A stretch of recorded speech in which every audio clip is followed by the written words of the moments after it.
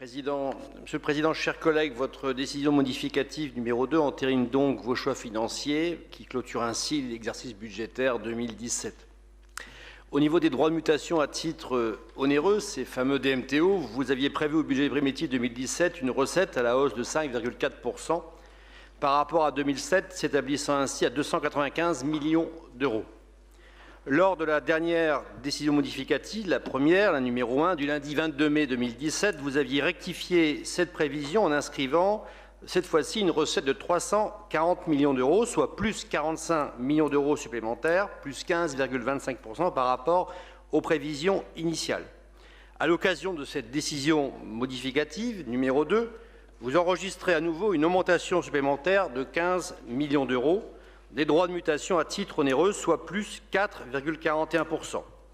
Ce qui interpelle quelque peu sur votre capacité à cerner ces prévisions budgétaires, du moins sur ce sujet des DMTO, plus 21% d'écart entre les prévisions et ce que nous inscrivons au total aujourd'hui. Le dynamisme de cette ressource fiscale indirecte ne se dément pas, et il faut, je crois, s'en féliciter collectivement. En effet, nous avions en son temps, avec l'action de Patrick Kanner et Didier Magnier, obtenu cette capacité de relever ces taux légaux de ces DMTO, provoquant aujourd'hui une recette dynamique. Lors du débat sur le budget primitif 2017, nous avions déjà relevé votre tendance pessimiste dans l'estimation des recettes d'une manière générale, en chute de 3% par rapport au budget primitif 2016. Au final, il est heureux de constater que celles-ci seront en augmentation de près de 65,5 millions d'euros par rapport à votre prévision initiale, confirmant ainsi l'analyse qui avait été la nôtre à l'époque et ce dont nous nous félicitons collectivement pour les nordistes. Cela va donc sans dire a posteriori des marges de manœuvre financières étaient réelles, nous pensons, pour ce budget 2017, qui aurait pu permettre d'éviter quelques suppressions de crédits associatifs pour les clubs prévention santé, le groupe Pascal, le GEDON, etc., sur différents domaines. Nous pouvons donc également nous demander si vous n'auriez pas pu acter une moindre augmentation des impôts dès cette année 2017, ou mieux, modérer la forte hausse de la fiscalité en 2007, s'établissant à plus de 100 millions d'euros par an. Au niveau des dépenses, vous choisissez de flécher 15 millions d'euros sur le versement du revenu de solidarité active, ce qui vous permet, selon le rapport, de financer plus de 12 mois de RSA, après avoir régulé le différé de trésorerie d'un mois.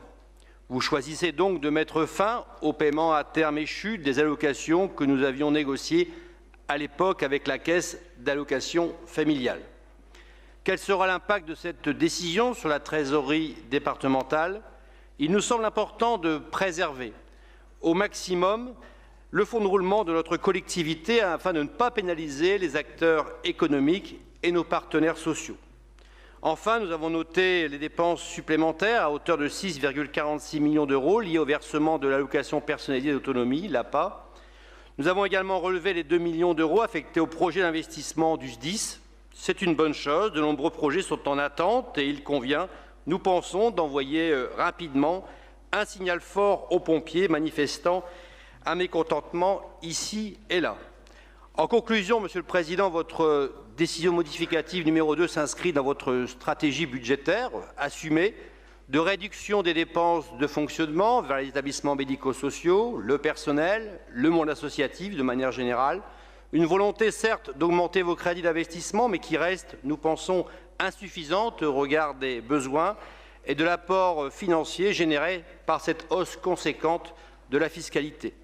Vous semblez, nous l'avons évoqué en commission d'ailleurs, privilégier le désendettement de notre département qui se caractérise toutefois, le Nord, par des ratios de désendettement tout à fait raisonnables au regard des autres départements français, ce qui ne nous semble donc pas être la priorité à ce stade compte tenu des conditions économiques actuelles.